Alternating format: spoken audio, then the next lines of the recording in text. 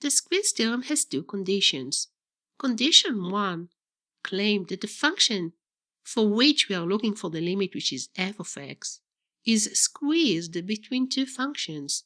Lx, it's the lower function, Lx, and hx, h from higher function. And that's why fx is greater or equals to Lx and is smaller or equals to h of x.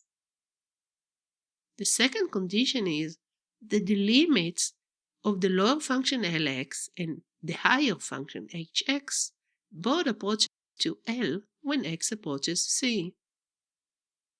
When we have those two conditions, then we get the conclusion of the theorem that says that the limit of the middle function fx when x approaches c is L.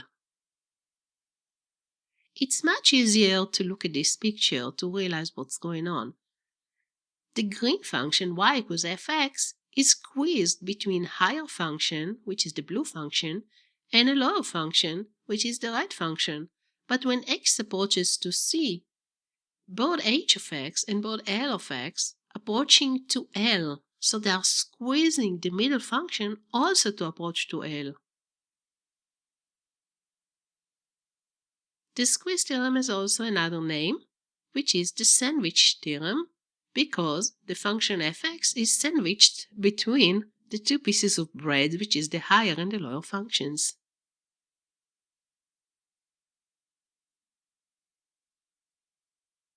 If you think about it, the limit of the middle function, y equals fx when x approaches c, has to be greater or equal to L and less or equal to L. And there is only one number which is squeezed between L and L, which is obviously L itself.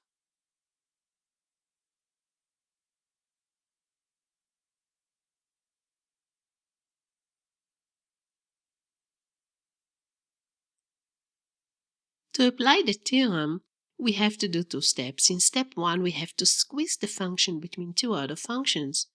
And many times, these functions are constants. For example,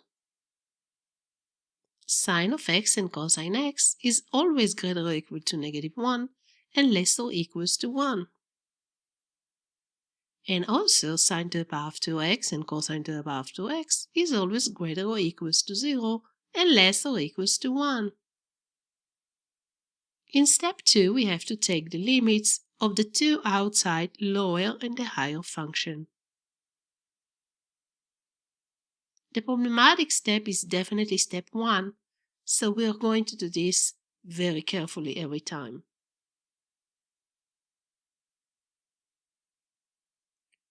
So let's squeeze the function next to the power 4 sine x between two functions that have the same limits.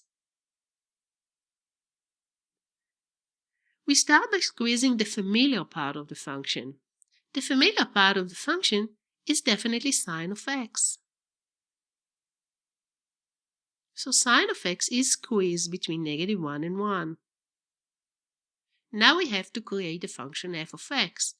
So I'm going to multiply everything by x to the 4.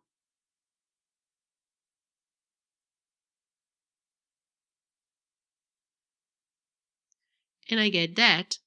So now f of x is squeezed between x to the power 4 times -1 and x to the power 4 times 1.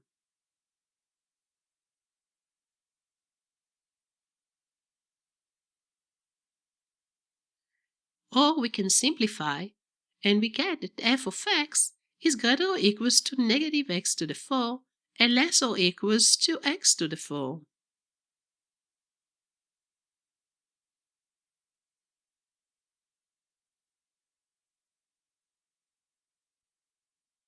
And here is an example. We would like to evaluate the limit of x to the power of 2 times sine of 1 over x when x approaches 0. We will start by squeezing the function between two other functions, and we will start with the familiar bounds. We know that sine of everything is greater or equals to -1 and less or equals to 1. In order to get my function, I have to multiply all the sides by x to the power of 2, x to the power of 2 is positive, so I'm going to preserve the inequalities as they are, and I'm going to get that. Now I see that my function is squeezed between negative x to the power of 2 and x to the power of 2, and I'm done with step 1. So I can go now to step 2 and take the limits of the outside functions. This is 0 by substitution, and this is also 0 by substitution. So I'm ready now to conclude to my function. The limit of my function x approaches to 0 is also 0.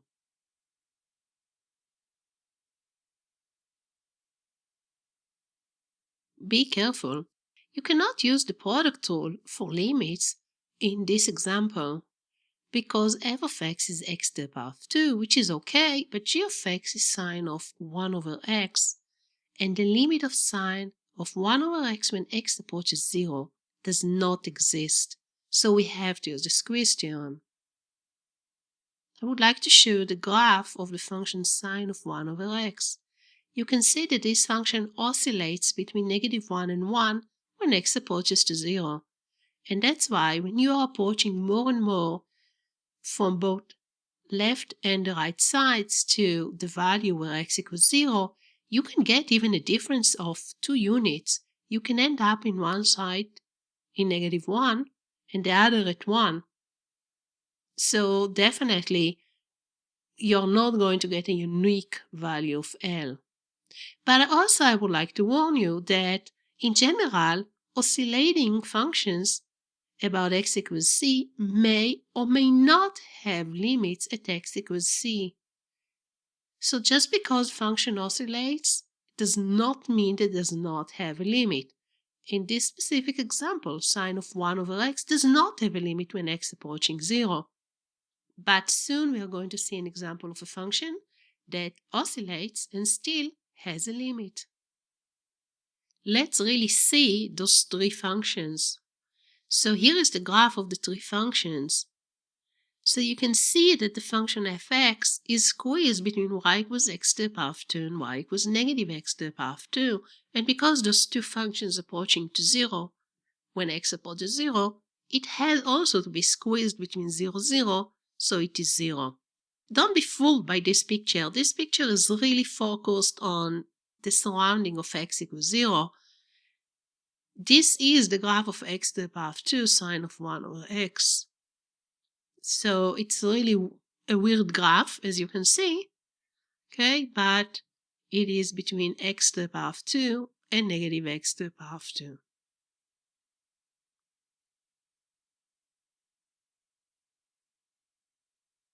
But also, if you look at this graph, this is another graph that is oscillating. So the previous graph that you showed of sine of 1 over x is oscillating and does not have a limit, and this one does have a limit. Which means that, in general, oscillating functions about x equals c may or may not have a limit at x equals c.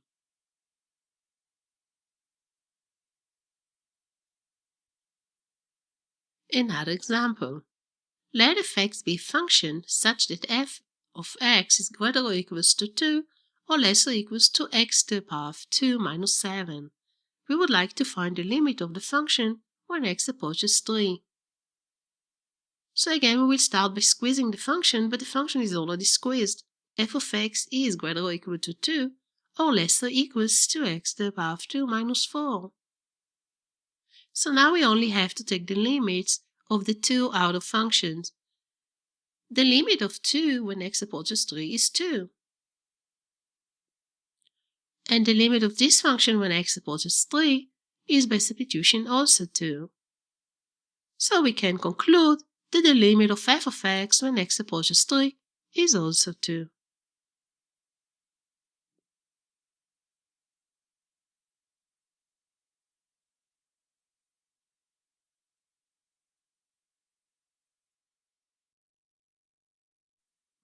Example, limit of x approaches 0, x to the power of 2 times e to the cosine of pi over x. I would like again to mention that exactly like sine of 1 over x does not have a limit when x approaches 0, so is cosine of pi over x, so I will need to use here the squeeze theorem. So let's start with the familiar bounds. It's obviously the cosine of pi over x, cosine of everything, is greater or equals to -1 and less or equals to 1. Now we have to take into account the e to the power. E is an increasing function, so by taking e to the power of all that, we are still preserving the same inequality, which means that e to the -1 is less or equals to e to the power of cosine pi over x, which is less or equals to e to the 1. Let's first simplify. This is 1 over e, and this is e. Now let's take care of the x to the power of 2. So it's a positive number, so we just multiply all sides, the inequality is still the same, and we get that. So we are done in step 1. Now we have to take the limit of this one, and obviously by substitution we get 0.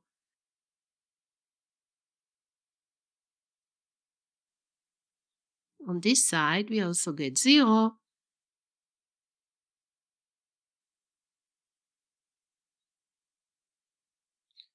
And by the squeeze theorem, we are obviously getting now that the limit of the function in the middle, when x approaches 0, it's also 0.